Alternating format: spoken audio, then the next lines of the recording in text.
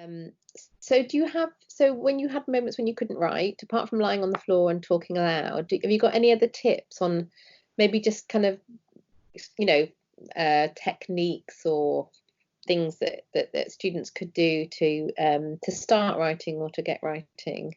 Yeah, I do mind maps quite often.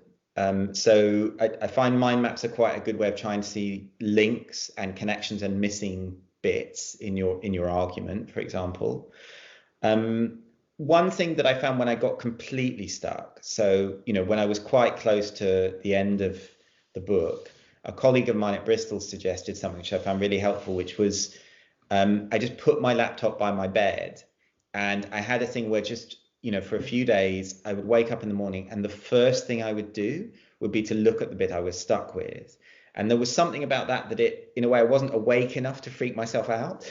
So I'd just look at something and I'd make some comments on it and I'd have a go at doing it. And it would kind of move the whole thing forward at a point where I'd got a bit kind of stuck with it.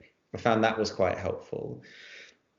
And I think there's something also about you, particularly once you've done some writing, finding a way in which you can look at it afresh. And that might be one example. But I think, if you're writing an essay, sometimes it's good to almost role play and think, okay, I'm going to imagine that I'm the marker now, actually. I'm going to look at the marking criteria and I'm going to try and look at my essay as though I'm not me, but I'm reading it as though I'm the marker. And as objectively as possible, what would I say is good about this? And what would I say isn't working about it? And often that can also be really helpful for making you think, oh, some bits of this work quite well, actually. Some bits of this that maybe I've got stuck with, I definitely would want to keep. But, oh, actually, I haven't done that thing that I know the marker will be looking for, or whatever else it is. So I think those kind of things where you almost switch your frame of reference can be really helpful. That's brilliant. That's really helpful. Thank you so much for talking to me today. Thank you.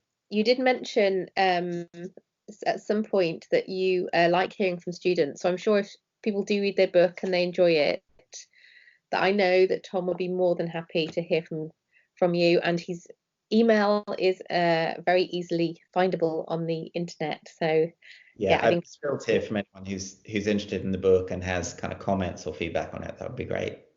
Brilliant. Thank you ever so much, Tom. Thank you, Jo.